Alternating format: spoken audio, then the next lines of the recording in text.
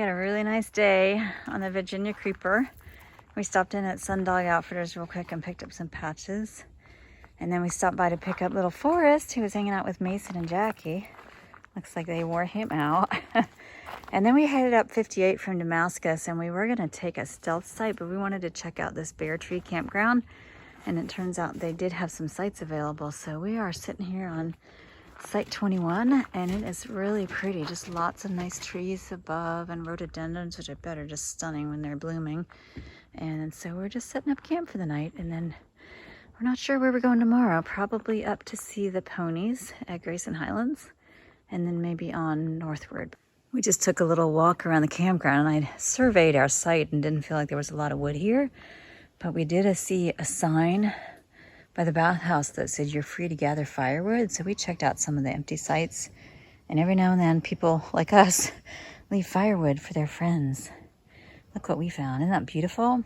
Found plenty of sticks, and even though there's been some rain lately, looks like enough that we're gonna get a little fire going tonight. So I am super stoked because there's nothing like an awesome little campfire. We are at Grayson Highland Park now. We stayed at Bear Tree Gap last night, which is a Forest Service park campground, and it was beautiful. One of the best campgrounds we've stayed at. So quiet and peaceful. We loved it.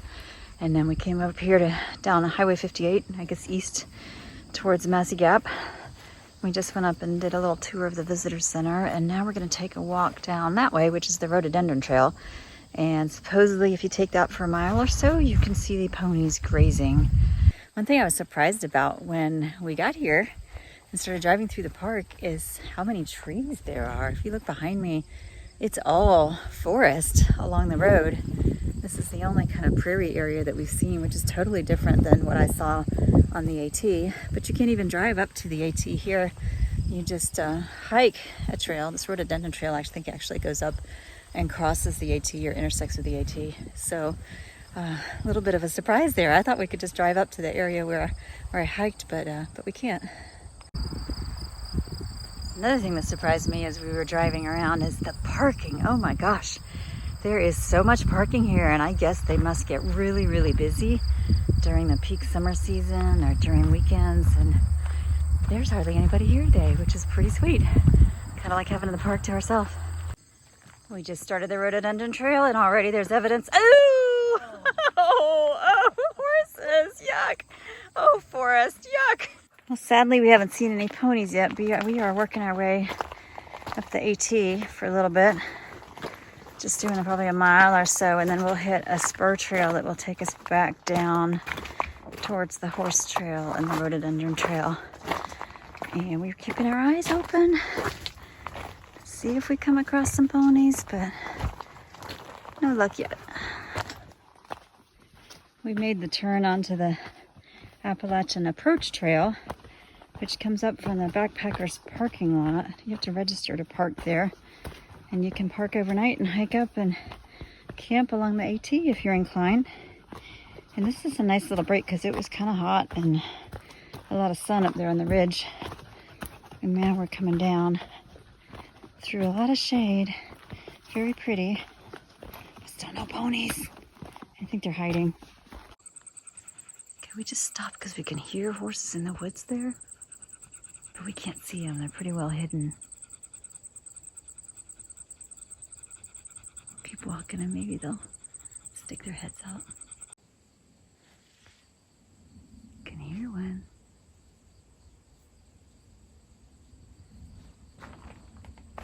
Not sure if Andy can see it.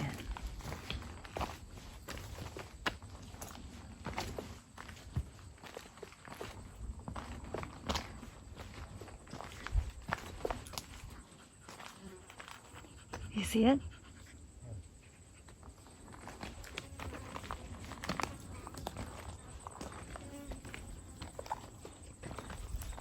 Where is it?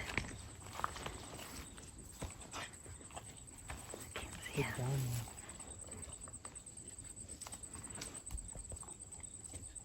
I think there's two of them. I can't see it. Yeah, there's two of them. There's one. His head's behind that tree, and then the brown one right there. You can't see it, but if we stand here long enough, right down there, you can see better. You can see them better down there.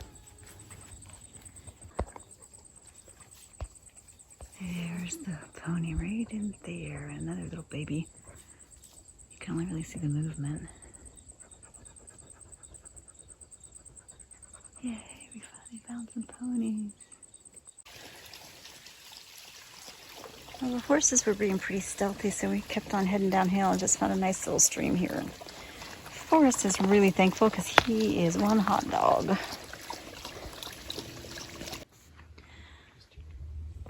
There's a couple more horses in there, and that one paint is beautiful. Where's the other one? I see back legs. Oh. Right near the tail here. There's one perpendicular to us. Right here.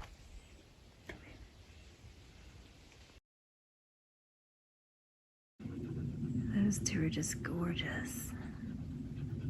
And Forrest is being so good. He barked at the dogs at my brother's farm, but he's not barking at these horses. Dogs. Very tall dogs.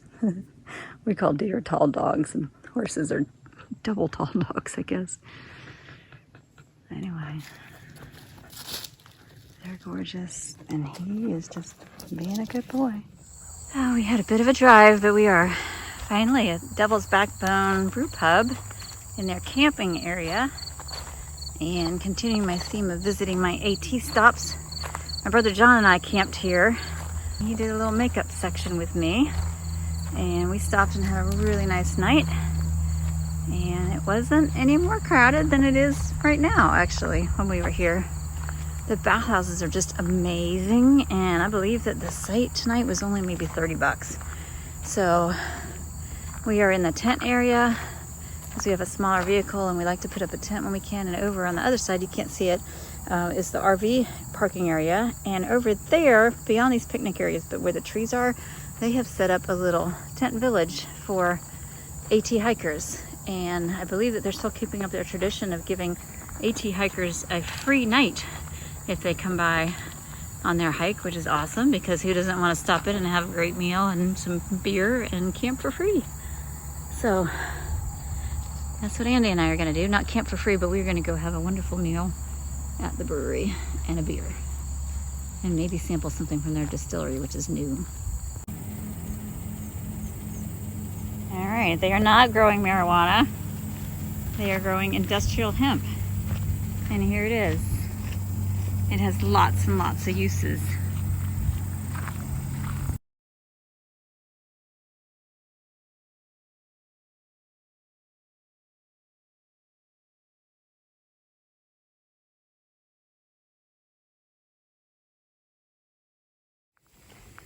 Well, after spending the better part of the day in Waynesboro at the library, we have just arrived at our second Harvest Host locations. This is Mountain Cove Vineyards. We're about to walk up the hill and check in and do a wine tasting. There's grapes all around, and this area is just really surprising. We had no idea there's so many vineyards and distilleries and breweries all throughout this area. Definitely not time to check them all out, but we're happy to be here. Happy for the hospitality of a place to stay in a beautiful field. And yeah, it's time to go check out some wine.